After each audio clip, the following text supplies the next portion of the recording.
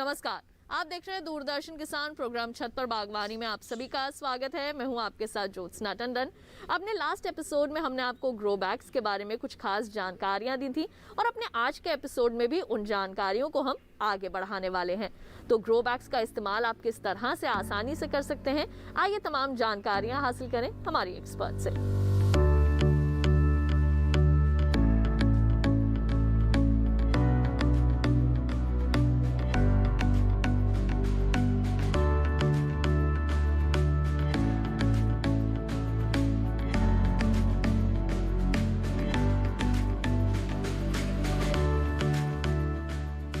हमारे पौधे स्वस्थ रहें और एक अच्छी पैदावार मिले, इसके लिए हम कुछ कल्चरल ऑपरेशंस भी करते हैं। इसमें सबसे पहले आता है थिनिंग। जो डायरेक्ट सोइंग क्रॉप्स है जैसे कि कैरेट, रेडिश, बीटरूट, शलगम, इनके लिए थिनिंग ही इम्पॉर्टेंट ऑपरेशंस है। थिनिंग में जब हम सीड लगाते हैं तो एक सीड कई बार साथ में उग जाते हैं। वहाँ पर कुछ जो वीक और लैंकी सीडलिंग है उसे हम अपरूट करते हैं। अभी आप देखेंगे मैंने एक गाजर का पौधा लगाया है। गाजर का पौधा डायरेक्ट सोइंग क्रॉप है और इसमें बहुत सारे सीडलिंग एक जगह ही जमा हो गए हैं। थिनिंग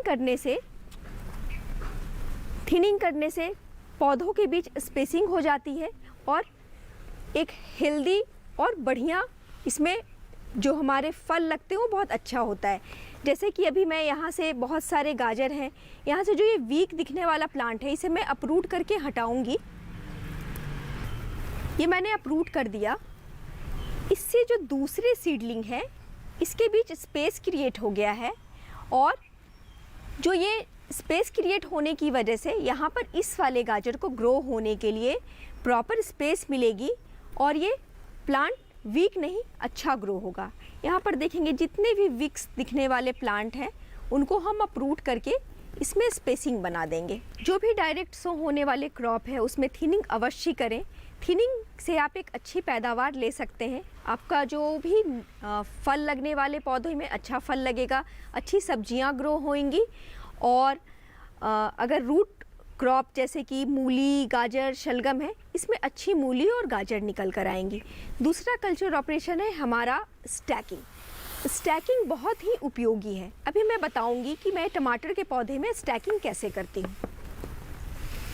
स्टैकिंग लगभग प्लांट लगाने के बाद या फिर ट्रांसप्लांटिंग करने के 30 दिनों के अंदर कर देनी चाहिए। हम स्टैकिंग में पौधों को स्ट्रक्चरल सपोर्ट देते हैं। इससे हमारा पौधा एक तरफ झुकता नहीं है और गिरता नहीं है। अगर पौधा एक तरफ झुकेगा या गिरेगा तो इसकी ग्रोथ प्रॉपर नहीं होगी। उसके बाद जो इसमें जो फ्रूट और फल लगेंगे वो भी हमारे मिट्टी के संपर्क में आएंगे, गमले के संपर्क में आएंगे, फिर उसमें इंसेक्ट पेस्ट लगने के चांसेस होते हैं। तो स्टैकिंग करने के लिए जो हम इस्तेमाल करते हैं, हम बैम्बू स्टिक का भी इस्तेमाल कर सकते हैं जो कि ईज़िली अवेलेबल है और हम ये मेटल रॉड का भी स्टैकिंग में, मेटल रॉड से भी हम स्टैकिंग कर सकते हैं। स्टैकिंग करने के लिए बैम्बू स्टिक, कुछ थ्रेड और सीजर की आवश्यकता है। यहाँ पर देखेंगे मैंने कैसे स्टैकिंग की है। ये हमारा टोमेटो है जो ट्रांसप्लांटिंग के बाद इसमें स्टैक किया हुआ है। ये पौधा सीधा खड़ा है। इसे स्टैकिंग करने के लिए जो हमने बैम्बू स्टिक लगाया है, बैम्बू स्टिक में धागे के सहारे से हम अपने पौधे को बांध देंगे। इससे पौधा सीधा खड़ा रहता है और इसे सपोर्ट मिलती है। इस पौधे को हम ये मेटल स्टैक से भी स्टैकिंग कर सकते हैं। देखेंगे हम कैसे कर रहे हैं। इसे सिंपली जो हमारा पॉटिंग मीडिया है उसमें इंसर्ट कर देते हैं, आप देखेंगे, और इसमें पहले से रिंग बनी हुई है। इस रिंग में हम प्लांट को सपोर्ट दे देते हैं। इससे हमारा प्लांट सीधा हो गया और ये अपवर्ड ऊपर की तरफ बढ़वार ले रही है। पूरा स्ट्रक्चरल सपोर्ट क्रिएट हो गया है। कभी कभी एक गमले में हम 2 से ज़्यादा पौधे लगाते हैं या फिर पिंचिंग करते हैं। उस केस में हम केजिंग करते हैं। केजिंग कहने का मतलब ये हुआ कि जो हमने एक स्टिक लगाया है इसके सहारे से पौधे को खड़ा किया, उसके बाद इसके चारों तरफ से हम और सारी स्टिक लगाएंगे। कम से कम 4 स्टिक चारों तरफ से लगाएंगे और एक रिंग फेंसिंग तैयार हो जाती है। ये रिंग फेंसिंग तैयार होने से जो दूसरी ब्रांचेज है, मेन ब्रांचेज के अलावा जो ब्रांचेज हैं, वो भी इस डंडे की वजह से सपोर्ट में आ जाते हैं। ये हमने केज क्रिएट कर लिया और इसे हम धागे की सहायता से बांध देंगे। अब हमारा ये प्लांट चारों तरफ से सपोर्ट में आ गया है। इससे ये होगा दोस्तों कि जब इसमें फल लगेंगे तो फल लगने में फ्रूट वेट की वजह से भी ये हमारा प्लांट किसी एक तरफ झुकेगा नहीं, अपवर्ड ग्रोथ होगा। जो हमारा फोलिएज है अच्छे से सनलाइट में एक्सपोज होगा, अपना फोटोसिंथेसिस करेगा और एक अच्छा फ्रूट और इसमें अच्छे से फल लगेंगे।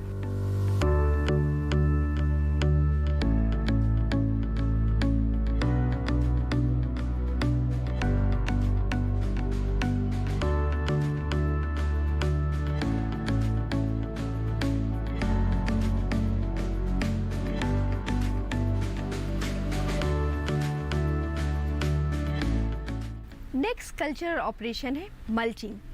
मल्चिंग में हम सॉइल के सरफेस को कवर करते हैं। मल्चिंग बहुत ही उपयोगी है।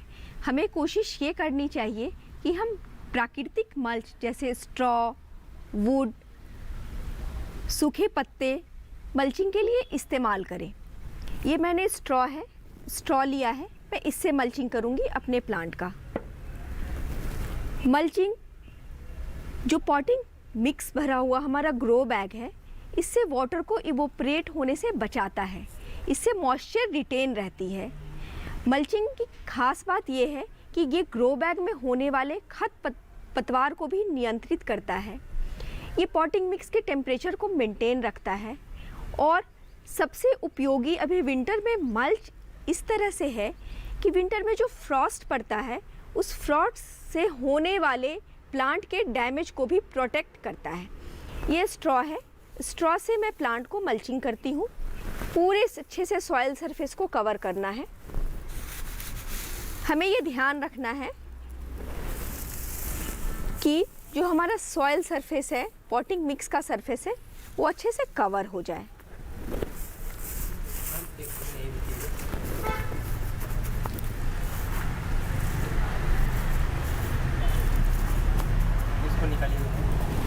हमारी कोशिश ये होनी चाहिए कि हम प्राकृतिक रूप से पाए जाने वाले ऑर्गेनिक मल्च का प्रयोग करें। जब ये अवेलेबल नहीं है उसकी जगह हम प्लास्टिक शीट का भी प्रयोग कर सकते हैं। सब्जी वर्ग वाले पौधे के लिए 25 माइक्रोन की अच्छी गुणवत्ता वाले शीट का प्रयोग करें। यहाँ आप देखेंगे ये मेरा चिली का पौधा है, यहाँ पर मैंने ये 25 माइक्रोन की प्लास्टिक शीट है, यहाँ पर मैंने इसकी प्लेसिंग की है। इसके लिए हमें जो स्टेम है यहाँ के आसपास चारों तरफ से अच्छे से मैंने प्लास्टिक शीट से कवर किया है। अगर आप फ्रूट का क्रॉप लगाते हैं तो लंबे ड्यूरेशन तक चलता है, उसके लिए हम जो है थोड़ी थिक शीट का प्रयोग करेंगे। उसके लिए हम 100 माइक्रोन की मल्चिंग शीट लेते हैं। क्योंकि फ्रूट प्लांट बहुत लंबे समय तक चलेगा तो ये मल्च शीट मल्चिंग के लिए उपयोगी होते हैं, जो लंबे समय तक हमारे फ्रूट प्लांट के साथ भी रहते हैं। फ्रेंड्स, अभी मैंने आपको बताया कि जब सीड से पौधे ग्रो करते हैं तो हेल्दी पैदावार लेने के लिए हम उसमें थिनिंग कैसे करते हैं, प्लांट को सपोर्ट देने के लिए स्टैकिंग कैसे करते हैं, प्लांट के लेटरल ब्रांचेज को सपोर्ट देने के लिए केजिंग कैसे करते हैं और मल्च का प्रयोग हम अपने गार्डन में कैसे करते हैं। अभी कुछ और कल्चरल ऑपरेशंस के बारे में हम जानेंगे, जैसे कि कभी कभार हम वाटरिंग करते हैं तो हमारा पॉटिंग मिक्स अंदर की तरफ दब जाता है और रूट एक्सपोज होता है। उस कंडीशन में हम क्या करेंगे, हम और पैदावार लेने के लिए बहुत सारे हमारे पौधे में फ्रूट लगे, उसके लिए क्या करते हैं, उसके बारे में भी अभी हम जानेंगे।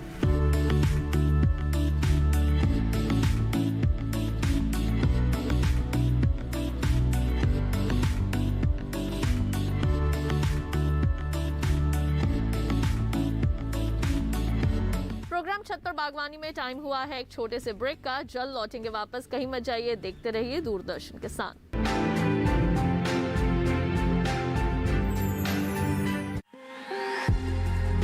छोटे छोटे खेत, छोटी छोटी मशीनें,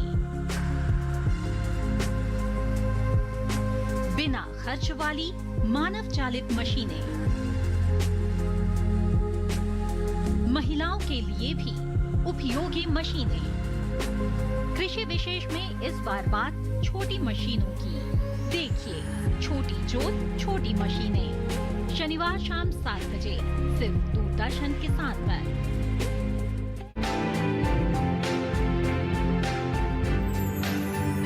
ब्रेक के बाद एक बार फिर आप सभी का स्वागत है प्रोग्राम छत पर बागवानी में। आइए जानकारियों को आगे बढ़ाएं।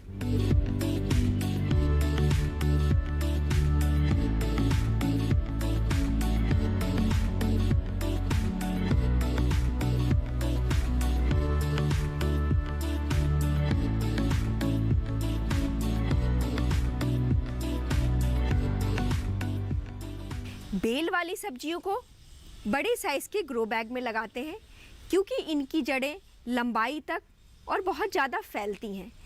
बेल वाली सब्जियों को सपोर्ट करने के लिए जब ट्रेंडी लाना शुरू हो तभी हम सपोर्ट करना शुरू करते हैं। इसे हम इस तरह से करते हैं कि स्टैकिंग देकर सपोर्ट करते हैं और पंडाल बनाकर हम इसकी जो ट्रेलिंग वाली क्लाइंबर्स है उसको ट्रेल करते हैं। बट हमारे ग्रो बैग में ये संभव नहीं है। इसके लिए हम क्लोज केज का उपयोग करते हैं। इस तरह का क्लोज केज मार्केट में ईजिली अवेलेबल है। एक है ये ओपन टाइप केज, जो कि सब्जियों को ओपन टाइप केज में लगाकर हम इसमें ट्रेल कर सकते हैं। दूसरी ये क्लोज टाइप की केज है। इस क्लोज टाइप के केज में भी बड़े आराम से हम बेल वाले पौधों को ट्रेल कर सकते हैं।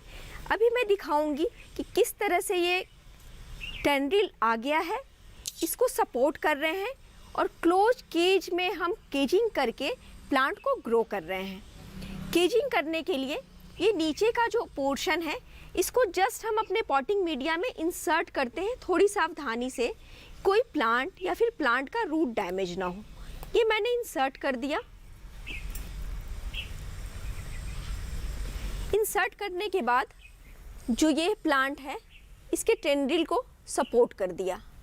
अब ये बड़े आराम से ये अपने आप इसमें सपोर्ट लेकर इस पर ट्रेल करना शुरू हो जाएंगे और जब ये पौधा धीरे धीरे बड़ा होगा तो इसके सहारे ये पूरे अच्छे से भर जाएगा और इसमें फ्रूटिंग आनी शुरू हो जाएगी और हमें करेले का फल मिलने लगेगा। दोस्तों, आप देख रहे हैं कि ये जो हमने बेल वाले पौधे करेले की वजह से मैंने बड़ा पॉट लिया। इस बड़े ग्रो बैग में मैंने पॉटिंग मिक्स भर के करेला लगा दिया, बट ये पोर्शन यहाँ पर खाली था। उसको उपयोग में लाने के लिए मैंने यहाँ पर दूसरे वेजिटेबल्स लगा रखे हैं। यहाँ पर मैं गांठ को भी मैंने लगाई है और कुछ और बचे हुए स्पेस में मैंने प्याज लगा दिया है। इस तरह से अगर हम किसी भी बड़े ग्रो बैग का इस्तेमाल करते हैं तो खाली बचे हुए स्पेस में हम दूसरी वेजिटेबल्स को लगाकर उस एरिया को कवर कर सकते हैं और एक ग्रो बैग में हम मल्टीपल क्रॉपिंग पा सकते हैं। ये ग्रो बैग में एक साथ 2 से 3 वेजिटेबल उगाकर हम अपनी पैदावार बढ़ा सकते हैं। खासकर जब हम फ्रूट क्रॉप, किसी तरह का फ्रूट क्रॉप या बड़ा पौधा ड्रम स्टिक ग्रो बैग में ग्रो करते हैं, उस कंडीशन में भी जो हमारा फ्रूट प्लांट या फिर ड्रम स्टिक है वो एपिकल सीधे डंडा बढ़ता रहता है और नीचे का एरिया खाली होता है। उस खाली स्पेस में हम किसी तरह का पत्तेदार सब्जी, स्पिनेच, लेट्यूस हम ग्रो कर सकते हैं और उस स्पेस को मैक्सिमाइज कर हम अपनी पैदावार बढ़ा सकते हैं। जो प्लांट मेन प्लांट के साथ हम अलग से लगाते हैं वो फिलर प्लांट कहलाता है। ये बहुत ही सरल तरीका है फ्रेंड्स, एक ग्रो बैग में बहुत सारी सब्जियां लगाकर एक साथ 2-3 फ्रूट, जो हमारे एक साथ 2-3 सब्जियों को हम हार्वेस्ट कर सकते हैं। नेक्स्ट कल्चरल ऑपरेशन है रिमूवल ऑफ लोअर लीव्स। जब हमारा प्लांट 2 से 3 फीट का हो जाए तो नीचे की पत्तियों को रिमूव कर देना चाहिए। इससे आप देखेंगे दोस्तों, ये मेरा टमाटर का पौधा ये लगभग 3 फीट का हो गया है और यहाँ से मैंने नीचे की पत्तियों को हटा दिया है। जब हम नीचे की पत्तियों को हटा देते हैं, फोलिएज के बीच वेंटिलेशन इंक्रीज हो जाता है और मॉइस्चर की वजह से होने वाले डिजीज़ेस के होने का खतरा कम हो जाता है। इस टमाटर के पौधे में नीचे के सारे लीव्स मैंने रिमूव कर दिए। ये हटाने से यहाँ पर का वेंटिलेशन इंक्रीज हो गया है फॉलिएज के बीच, और मॉइस्चर की वजह से होने वाले जो डिजीज़ेज़ होते हैं उनके पनपने का खतरा भी कम हो जाता है। जब प्लांट लगाने के बाद कुछ दिनों के बाद इसमें वाटरिंग करते रहते हैं तो जो हमारा पॉटिंग मिक्स या सॉइल मिक्स नीचे की तरफ दब जाता है, इससे रूट एक्सपोज हो जाती है। इस कंडीशन में हम इसको टॉप ड्रेसिंग करते हैं। टॉप ड्रेसिंग के लिए जो मिक्सचर लेते हैं वो सॉइललेस पॉटिंग मीडिया, इसके साथ हम थोड़ी सी वर्मी कंपोस्ट, लगभग 50 ग्राम नीम खली और 20 ग्राम ये ह्यूमिक एसिड मिलाते हैं। इनको मिलाने के बाद जो हमारा मिक्सचर तैयार हो जाता है उससे हम टॉप ड्रेसिंग करते हैं। टॉप ड्रेसिंग जो हम कर रहे हैं वो न्यूट्रिएंट रिच होना चाहिए। इसको अच्छी तरह मिक्स कर देंगे दोस्तों। ये मिक्स करने के बाद ये हमारा टॉप ड्रेसिंग के लिए मिक्सचर तैयार हो गया है, और जो एक्सपोज रूट है हम इससे कवर कर देते हैं।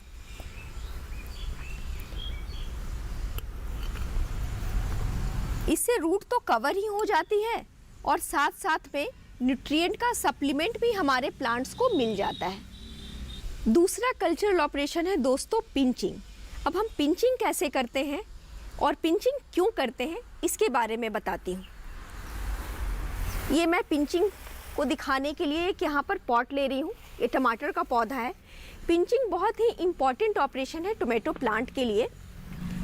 हम पिंचिंग क्यों करते हैं और कैसे करते हैं? पिंचिंग में हम एपिकल बड को रिमूव कर देते हैं। यहाँ पर दोस्तों ये एपिकल टिप है, इसको हम रिमूव कर रहे हैं। ये मैंने रिमूव कर दिया। पिंचिंग करते क्यों हैं? हमारे एपिकल टिप पे प्लांट ग्रोथ हार्मोन ऑक्सिन पाया जाता है, जो कि इसके एपिकल ग्रोथ के लिए रिस्पॉन्सिबल होता है। जब हमने टिप रिमूव किया तो ऑक्सिन का अफेक्ट रिड्यूस हो गया और यहाँ से लेटरल ब्रांचेज निकलेंगी। ये लेटरल ब्रांचेज की जो ग्रोथ प्रमोट होंगी तो इससे हमारा प्लांट बूशी बनेगा, और जितने भी लेटरल ब्रांचेज निकलेंगे हर पे फ्लावरिंग एंड फ्रूटिंग होगी। इससे हमारा पैदावार बढ़ जाता है। तो आप टमाटर में पिंचिंग अवश्य करें, क्योंकि अगर हम पिंचिंग करेंगे तो हम भरे हुए हर एक ब्रांचेज पे फल आएंगे, टमाटर लगेंगे और हम एक अच्छी हार्वेस्ट एक गमले से हम पा सकते हैं। ग्रो बैग्स के पोरस होने की वजह से, खासकर जो हमारा फैब्रिक ग्रो बैग है उसमें एयर सर्कुलेशन प्रॉपर होता है, और साथ में तो हमने इसमें light weight soilless potting media use किया है, जिसमें खुद अपने आप में इस तरह का मिक्सचर है कि एयर के सर्कुलेशन को बढ़ाता है। ये ग्रो बैग्स में जब हम प्लांट लगाते हैं सॉइललेस पॉटिंग मीडिया के साथ तो प्रॉपर एयर सर्कुलेशन हो रहा है। इस प्रॉपर एयर सर्कुलेशन होने की वजह से एक strong and healthy root system develop होता है। साथ साथ यहाँ पर एयर प्रूनिंग भी हो जाती है। एयर प्रूनिंग होने की वजह से जो रूट का स्ट्रक्चर है वो चेंज हो जाता है और वहाँ पर बहुत सारे फाइब्रस रूट्स ग्रो कर जाते हैं। ये ultra fine thin fibrous root हमारे पॉटिंग मिक्स के वाटर एंड न्यूट्रिएंट को एब्जॉर्ब करके प्लांट में सर्कुलेट कर देते हैं और हमारा प्लांट हेल्दी बनता है। इसकी सबसे खास बात यह है कि रूट्स के एयर प्रूनिंग की वजह से रूट के कंटिन्यूअस ग्रोथ होता है और उस ग्रोथ में रूट बाउंड की समस्या नहीं होती है। जब रूट कॉन्टिन्यूअस ग्रो नहीं करेगा, वहाँ पे फाइब्रस रूट नहीं निकलेंगे, तो जो हमारी पुरानी रूट है वो बढ़ती जाएंगी और कॉइल होकर एक जगह इकट्ठा हो जाएंगी। जब ये रूट एक जगह इकट्ठा हो जाती हैं तो हमारे पॉट पे, ग्रो बैग पे प्रेशर भी बना सकती हैं। पर दोस्तों यहाँ पर तो रूट बाउंड की समस्या ही नहीं है। हमारे ग्रो बैग में जो एयर का बहाव है वो एयर प्रूनिंग कर देता है और रूट सिस्टम में कॉन्टिन्यूअस फाइब्रस रूट ग्रो हो जाते हैं। तो हमारे मन में है ना कि ये रूट बाउंड हो जाएगा, हम ग्रो बैग यूज़ करेंगे जो दूसरे गमले में हो जाता है, ये हमारे ग्रो बैग पे प्रेशर डालेंगे और हमारा ग्रो बैग को नुकसान होगा। इसकी समस्या का समाधान बिल्कुल हमारे पास है कि रूट बाउंड होंगी नहीं हमारे ग्रो बैग्स में। तो आप बिल्कुल बेफिक्र होकर ग्रो बैग का इस्तेमाल करें और बहुत सारे फ्रूट्स एंड वेजिटेबल्स इसमें लगाकर एक अच्छी पैदावार लें। ग्रो बैग्स में पौधे लगाने के बाद आप अपने पौधों को समय समय पर निरीक्षण करते रहिए। Keep I on your plant, कहीं उसमें किसी तरह की इन्फेस्टेशन तो नहीं आ रहे, कोई इंसेक्ट पेस्ट तो नहीं लग रहा। अगर इस तरह के लक्षण कुछ दिखाई देते हैं तो आप तुरंत उसका उपचार करें। इसके साथ साथ पौधों में फीड का भी ख्याल रखें। पौधों में फीड बहुत उपयोगी है, समय समय पर हमें न्यूट्रिएंट डालते रहना चाहिए। पौधों के वृद्धि, विकास एवं बढ़वार के लिए, इसके साथ साथ एक अच्छी पैदावार लेने के लिए न्यूट्रिएंट बहुत ही इम्पॉर्टेंट है। इसके लिए जो हमारे पास प्राथमिक पोषक तत्व है वो है NPK, यानी कि नाइट्रोजन, फॉस्फोरस एंड पोटाशियम। इसके साथ सूक्ष्म पोषक तत्व जिन्हें माइक्रोन्यूट्रिएंट कहते हैं वह भी अति आवश्यक है। अपने पौधों में NPK एंड माइक्रोन्यूट्रिएंट के फीड को पूरा करने के लिए मैं बायो फॉर्मुलेशन इस्तेमाल करती हूँ। मेजर न्यूट्रिएंट जो हमारा NPK है उसको पूरा करने के लिए मैं बायो NPK का इस्तेमाल करती हूँ। बायो NPK एक बैक्टीरियल फॉर्मुलेशन है जो कि एटमॉस्फेयर में पाए जाने वाले नाइट्रोजन, फॉस्फोरस, पोटेशियम को पौधों में फिक्स करता रहता है। पौधों को फीड कराने के लिए NPK के लिए 9 ml NPK हम 1 लीटर पानी में डालकर इसका सॉल्यूशन बनाएंगे और इसे हम पौधों में डालेंगे। 9 ml इसका मेजरिंग कैप 9 ml का है दोस्तों। यहाँ मैंने 9 ml बायो NPK लिया। ये 1 लीटर का केन है, इसमें 1 लीटर वाटर है, यहाँ मैंने डाल दिया। ये हमारा बायो NPK का सॉल्यूशन तैयार है और इसे हम पौधों में डालेंगे। डालने के लिए हमें ये ध्यान रखना है कि जो बायो फॉर्मुलेशन जब भी हम डालते हैं तो प्लांट के रूट जोन के नज़दीक में डालना है ताकि जड़ के पास ये रूट एब्जॉर्ब कर सके और वहाँ पर उपस्थित बैक्टीरिया जो एटमॉस्फेयर में पाए जाने वाले NPK हैं उसे एब्जॉर्ब करके फिक्स कर दें।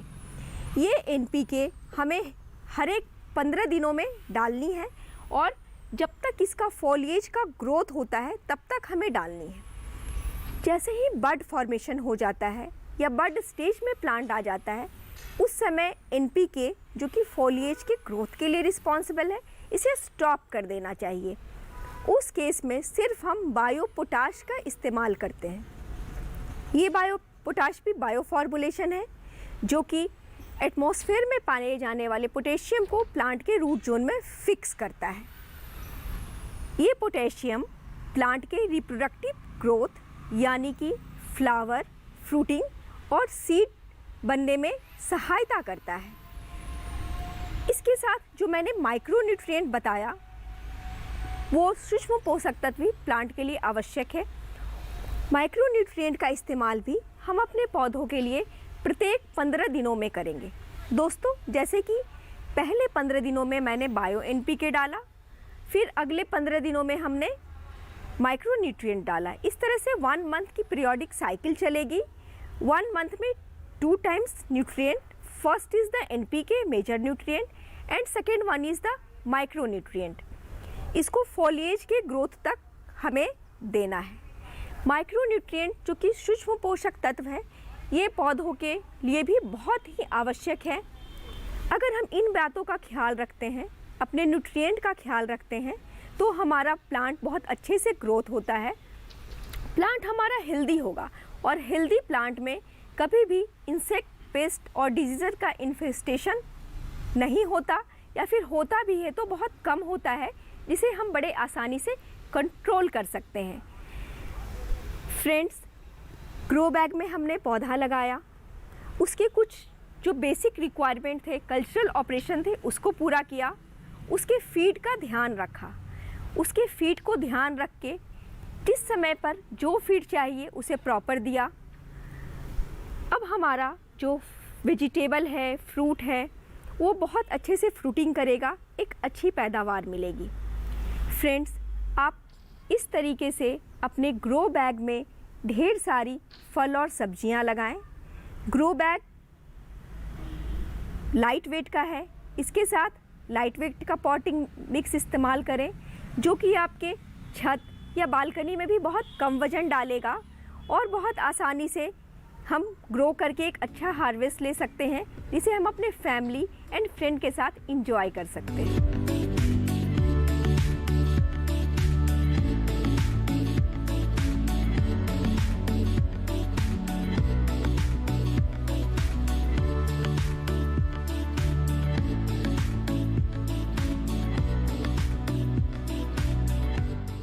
तो अपने आज के इस एपिसोड में हमने आपको ग्रो बैग्स के बारे में तमाम जानकारियां विस्तार से दी और हम इसके साथ ही ये होप करते हैं कि ये जानकारियां आप सभी के ज़रूर काम आएंगी। तो आज के लिए केवल इतना ही, अगली बार फिर होंगे हाजिर कुछ और टेरेस गार्डन फैक्ट्स के साथ। तब तक के लिए छत पर बागवानी की पूरी टीम को दीजिए इजाज़त और इस मुश्किल समय में रखिए अपना ख्याल, करते रहिए गार्डनिंग, देखते रहिए दूरदर्शन के साथ। नमस्कार।